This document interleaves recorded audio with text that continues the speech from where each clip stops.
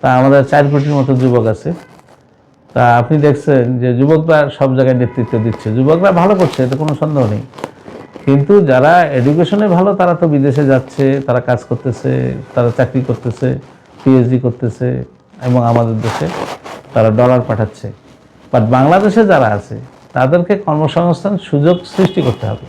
কীভাবে কর্মসংস্থান সুযোগ সৃষ্টি করব? আমরা একটা যুবকদের কম্পিউটার 1 নম্বর, কম্পিউটার যদি এটা ভালো স্কিল ওরকম যদি এদেরকে ডেভেলপ করা হয় তাহলে বিভিন্ন দেশের সাথে ফ্রিল্যান্সিং, এরা বিভিন্ন দেশের সাথে বিভিন্ন প্রজেক্টে এরা কাজ করে, ঘরে বসে বসে থাকে, এটা কিন্তু ডলার ইনকাম করা সম্ভব, এটা কাজ করতে পারবে। 2 নম্বর হলো অ্যাজ এ হোল বাংলাদেশের ইন্ডাস্ট্রি আপনি দেখেছেন যে 2 বছর থেকে বিনিয়োগ প্রায় বন্ধ। তা আল্লাহর রহমতে এবার যদি ইলেকশন হয়, যদি ইসলামী দলগুলো ক্ষমতায় আসে তাহলে এখানে বিনিয়োগ বাড়বে। একটা হলো দেশের লোকরা বিনিয়োগ করবে, আর একটা হলো বিদেশি লোকরা বিনিয়োগ করবে। তা যখন আমাদের দেশ শান্তি শৃঙ্খলা নিরাপত্তা এটা যখন প্রবলেম থাকবে না, তখন দেখবেন আমেরিকা, ইউরোপ এবং অন্যান্য ধনী দেশ থেকে বাংলাদেশে এসে বিনিয়োগ করতেছে। তা বিনিয়োগ হলে একটা ইন্ডাস্ট্রি হলে একটা গার্মেন্টস ইন্ডাস্ট্রি হলে দেখবেন আপনি 10,000 20,000 লোক সেখানে কাজ করতেছে।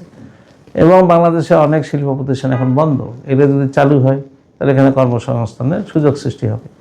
আমাদের এই এলাকার যেটা সেটা আমরা করতে পারি যে তিস্তা নদী, এটা যদি আমরা ট্রিটমেন্ট করতে পারি, এর অববাহিকায় এখানে সুযোগ সৃষ্টি হবে, এখানে অনেক ইন্ডাস্ট্রি কিন্তু গড়ে তোলা সম্ভব, সেই ইন্ডাস্ট্রিগুলোতে এরা চাকরি করবে।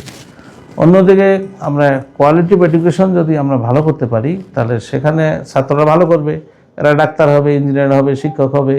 তাহলে দেখা যাবে যে আমাদের উলিপুরের লোকজন, আমরা মন্ত্রণালয়ে গেলে দেখবে যে আমি একটা রুমে ঢুকলে যেন সেখানে 2টা উলিপুরের ছেলে পাই। তো এটা কিন্তু সম্ভব, অলরেডি উলিপুরের ছেলে বলে ভালো করছে, এটা খারাপ করছে তা না। তো আর কিছু আছে, ডেইরি ফার্ম, নিজে আমরা উদ্যোক্তা তৈরি করব। যেমন একটা মুরগির ফার্ম করলো, একটা গরুর খামার করলো, একটা হাঁসের খামার করলো, তারপর মাছ চাষ করবে। এগুলোতে যে খুব টাকা পয়সা লাগে তা না, কিন্তু এখানে যারা কাজ করবে আসলে তাদের অল্প টাকাই তাদের অভাব। তা বাংলাদেশের সিস্টেম আছে, এদেরকে আমরা ইএফ ফান্ড আছে, অনেক কিছু বাংলাদেশে সুযোগ আছে, হয়তো এখানকার লোক জানে না, বা আমরা এটাকে প্যাট্রোনাইজ করলে সুবিধা হবে। একটা ছেলেকে যদি আমরা 5 লক্ষ টাকা আমরা যদি 4% ইন্টারেস্টে লোন দিই, তাহলে দেখা যাবে ও হয় একটা মুরগি খামার করবে, না হাঁসের খামার করবে, না একটা মাছের খামার করবে, অথবা গরুর ডেইরি ফার্ম। তা এগুলো করলে দেখবেন ছোট ছোট আকারে কর্মসংস্থানের সুযোগ সৃষ্টি হবে। অন্যদিকে কিছু জিনিস আছে যেটা এক্সপেন্সিভ, যেমন স্ট্রবেরি, আমাদের এখানে চাষ হয় না। তো স্ট্রবেরি 1 কেজি স্ট্রবেরি বিদেশে বিক্রি হয় 500-600 টাকায়।